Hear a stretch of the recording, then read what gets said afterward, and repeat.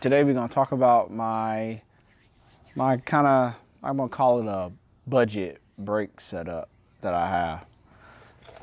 I was gonna do this video a little bit later, but I heard some squeaking from the passenger side rear, sound like the wear sensor. So I was like, what better time to do a brake video when I got to change the rear brakes? Well, at least I think I do. It could be just a rock or something back there, but we're gonna take a look at that a little later in this video.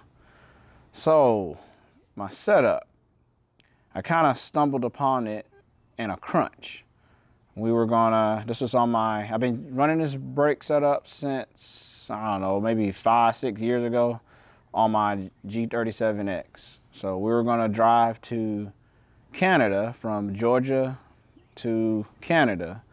And I usually would put real expensive brake pads on my car, you know, the $100 plus brake pads. And I needed rotors, you know, I would spend $300-400 on some rotors. And I didn't want to drop $400-500 on my brakes when I know I'm about to go up to Canada, and I'd rather have that money to spend in Canada.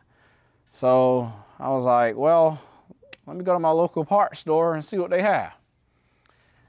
And I went into AutoZone, and I was like, what's the best brake pads y'all have?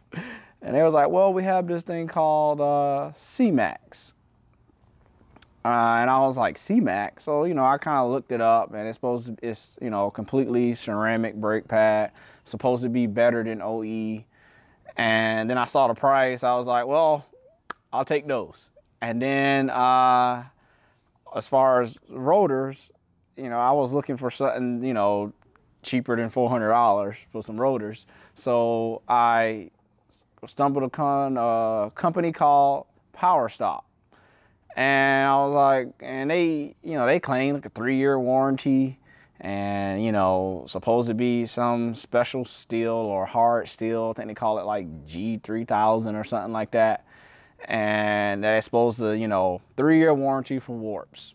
And them rotors was like, oh, about a little over $100. I was like, okay. I was like, well, this will last me the drive up to Canada and back. And if they don't perform well, I'll just take them off the car and get what I usually get.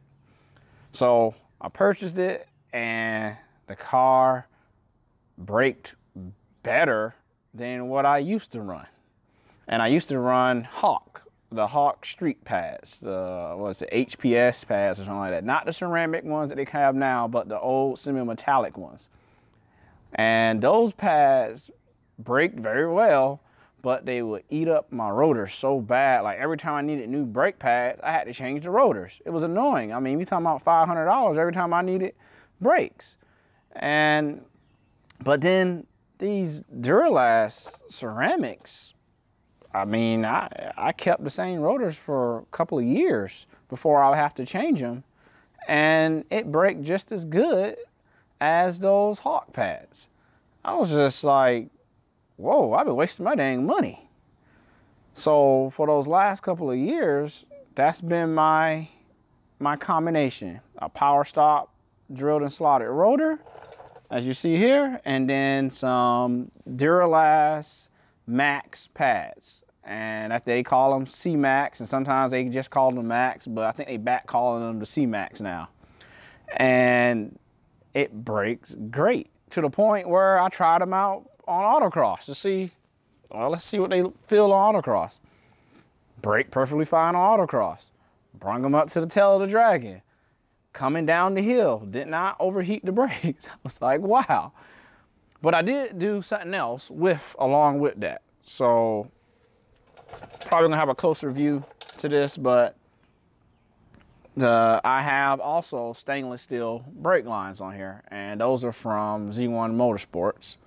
And then I'm running DOT4 fluid, but I'm not running some crazy brand. I'm running the brand, you know, you can find it in Walmart. I think it's Prestone DOT4. I think it's like, I don't know, it's under $10 a bottle.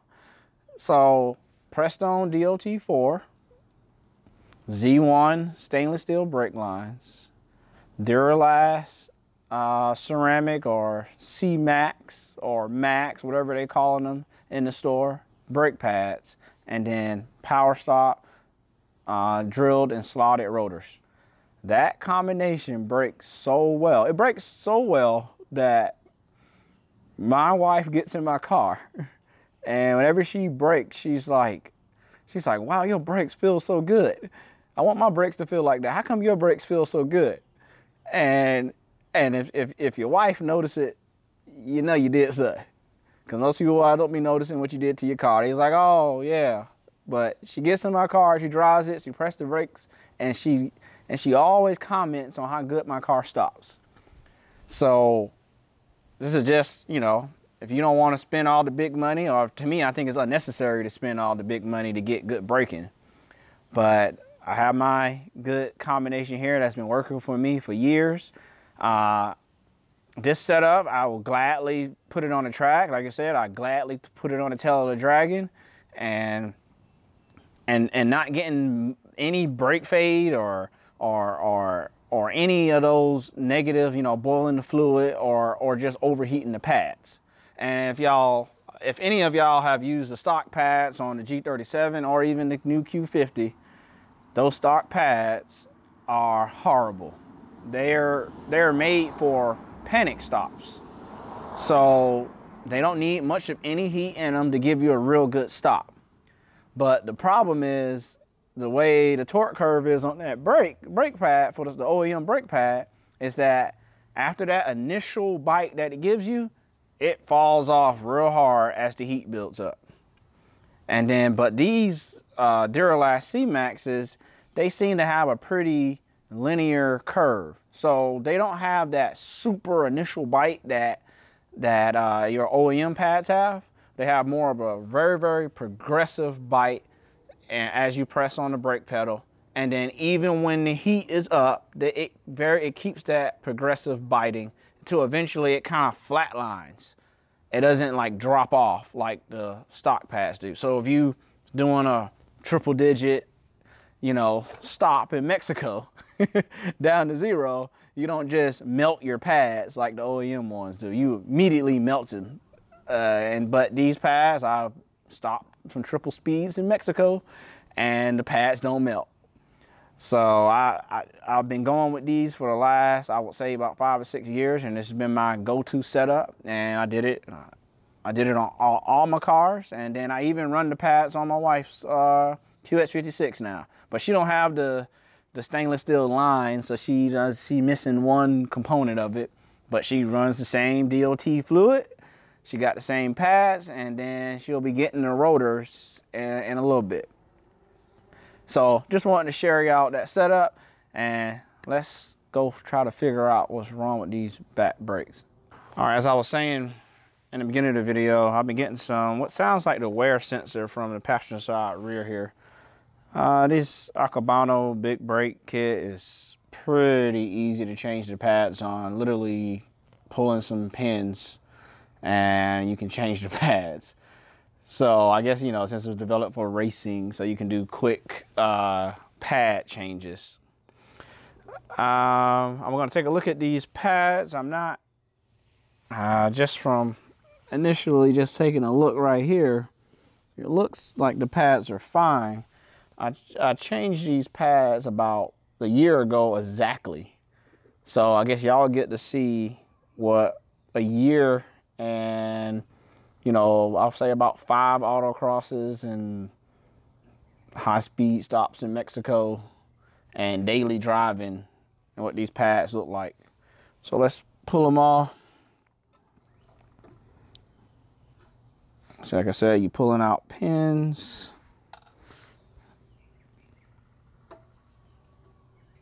The cotter pins out of the actual pin. And then you gotta tap these out, or sometimes you could just pull them out, but I doubt it. I'm gonna have to tap it.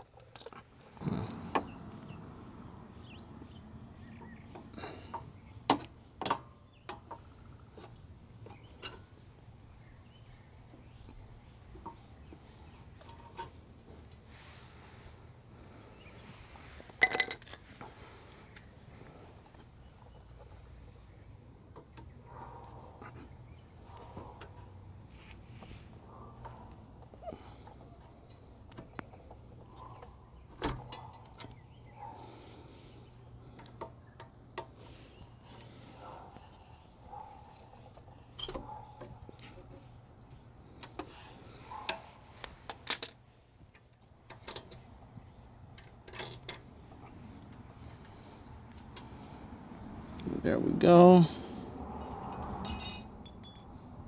The pads look fine.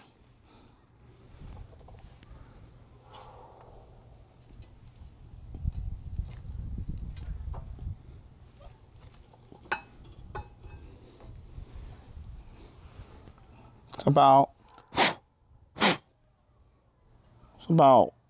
a little.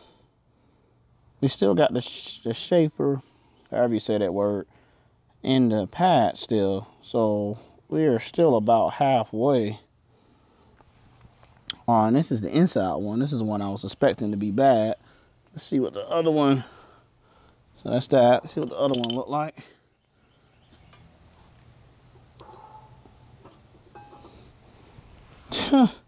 So these pads are fine. So I got something else going on here. So I'm just gonna clean this all out with some brake parts cleaner. So I probably got something rock or something stuck in here, because both of these pads look fine. And this is after a year. And let me show you what it looked like new. Duralast C-Max Gold. Duralast Gold C-Max. I'll show you what they look like new. So this is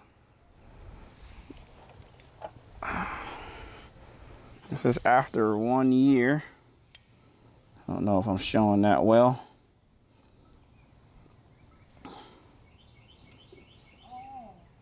They have barely worn after 1 year. So definitely not the pads on this side. This is what I hear the sound mostly. But there's no wear sensor on this side. The wear sensor must be on the other side. So I'm gonna have to check out the other side too. But you get to see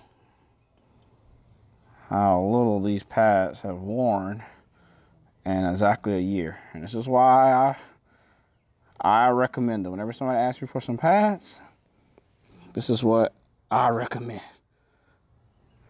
But let's check the other side. All right, well, we checked the side. It sounded like the sound was coming from the passenger side, but I guess it's coming from this side because the passenger side didn't have the wear sensor on it.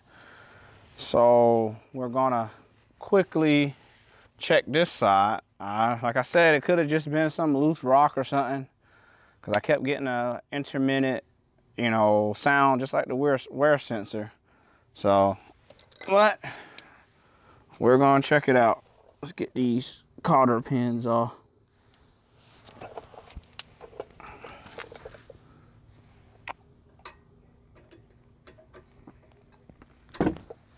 There's one. Looks like this other pin is turned slightly. Yep, here it is. Turn it slightly, and we can still grab it. All right, pull the pins out. Then we won't struggle so much this time.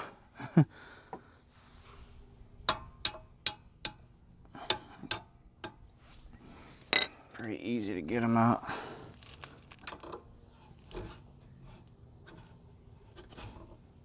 All right, one.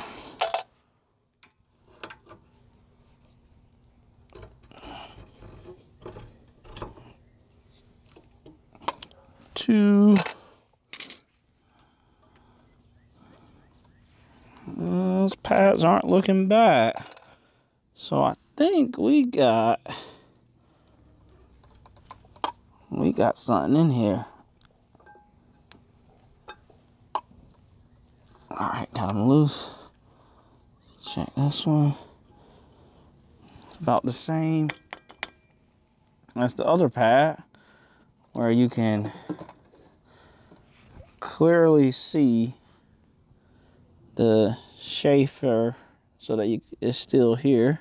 So that's the inside one. That's the one I was worried about. And here's the wear sensor. The wear sensor is right there. Can y'all see that? Let's make sure y'all can see that. The wear sensor is right there. And it does not seem to even be, that's a little bit before the pad. Maybe y'all can see it that way, hopefully. But that pad has got a little more than half on it. And like I said, it's been in the car for a year. Let's see what this one looks like. Let's see, Duralast C-Max Gold. This pad is looks to be fine too. Let's knock off some of this brake dust. Got the Schaefer's still there. And this is after a year, so the pads are fine. I guess we have some debris or something in here. So let me get my brake parts cleaner. Spray some brake parts cleaner on here. Got my glasses on in case the wind blow. You don't want this in your eyes.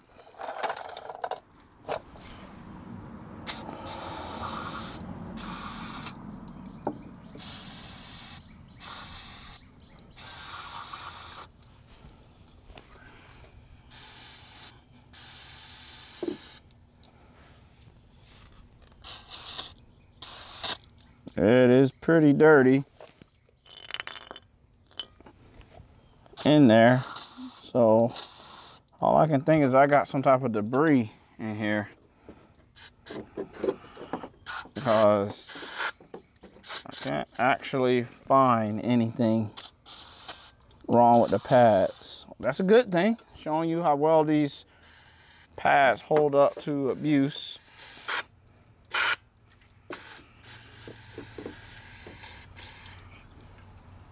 So these pads hold up well. I think I got every bit of it out. The fluid is running clear now. I don't see any more black gook dropping. Yeah.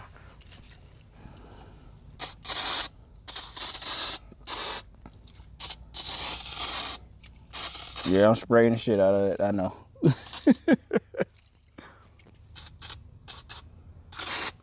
All right, yeah, it's just dripping clear. So all the loose particles is now out of there. Well, that's after a year. That's a little more than half the pad. Oh, I don't know what the squeaking is. I think I got a little rock or something stuck in there. I knew it was one or the other. I needed pads or rock. Well, I guess I can bring these brand new pads back until I need them. At this wear rate, I look like I'm probably gonna need pads by the end of the year, I guess. Because it took a year to get a half. And I'm probably gonna change them right as they get, you know, as soon as they get a little, start getting below half is when I usually change the pads. So give them another 6 months or so, I'ma get rid of them. Well, hope y'all found this video informative. If you haven't already, like and subscribe.